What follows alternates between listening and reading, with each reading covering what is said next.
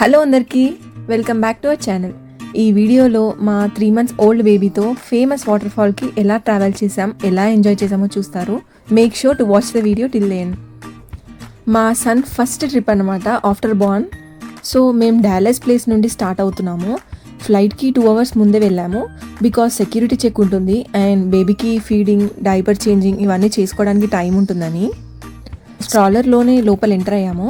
స్ట్రాలర్ని మేము గేట్ దగ్గర అయితే చెక్ ఇన్ చేసాము. సో డ్యామేజ్ అలా అవ్వడం ఏమి ఉండదన్నమాట అక్కడ. మా బాబుది ఫస్ట్ ఫ్లైట్ జర్నీ ఇది.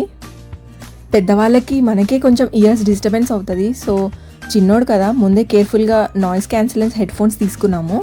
ఇదైతే కొంచెం సేపు అయితే పెట్టుకున్నాడు, కానీ తర్వాత తీసేశాడు. కానీ కాసేపటికైతే మాకు యూజ్ అయింది ఈ హెడ్ ఫోన్స్. ఫ్లైట్లో రెస్ట్ రూమ్స్ చాలా చిన్నగా ఉంటాయి, అసలు ఒక్కరు పట్టడమే ఎక్కువ అందులో. సో బాబు డైపర్ ఫ్లైట్ ఎక్కక ముందే చేంజ్ చేసి మిల్క్ తాగించాను. ఓవరాల్ ఫ్లైట్ జర్నీ అయితే చాలా కంఫర్టబుల్గా అండ్ బాబుకి ఎలాంటి ఇరిటేషన్ అవ్వకుండా అయింది. అన్నీ అబ్జర్వ్ చేస్తూ సైలెంట్గానే ఉండే. ఇంకా కాసేపయ్యాక పడుకున్నాడు. మాకైతే మా బాబు చాలా సపోర్ట్ చేశాడు, మా బంగారం. మొత్తం అయితే 40 minutes పట్టింది ఫ్లైట్ జర్నీ.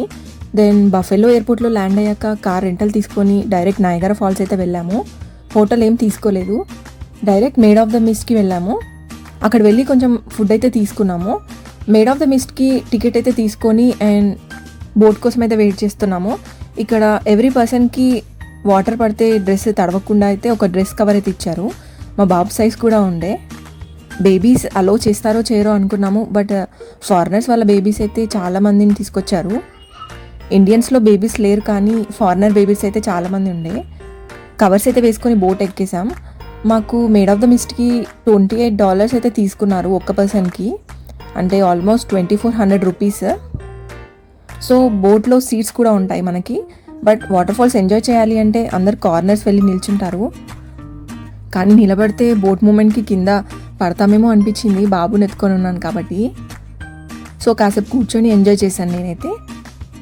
బట్ నాకు కూడా వాటర్ ఫాల్స్ అనేది ఫస్ట్ ఎక్స్పీరియన్స్. ఫుల్ హ్యాపీ అనిపించింది.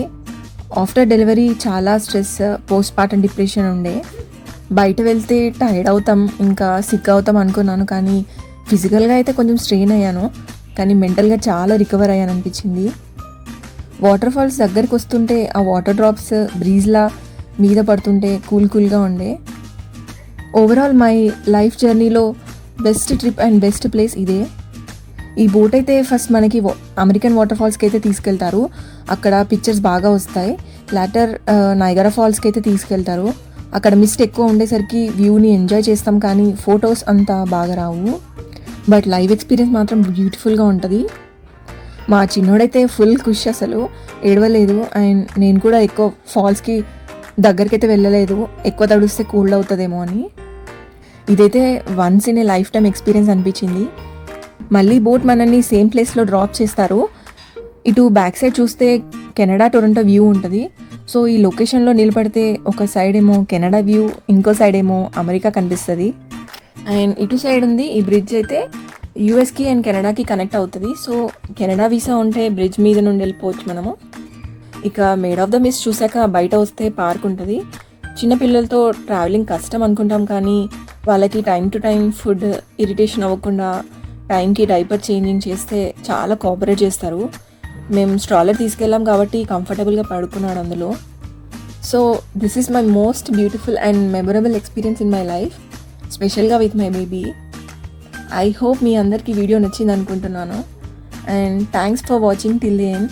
Please subscribe our channel and like చేసి కామెంట్ చేయండి. Bye bye.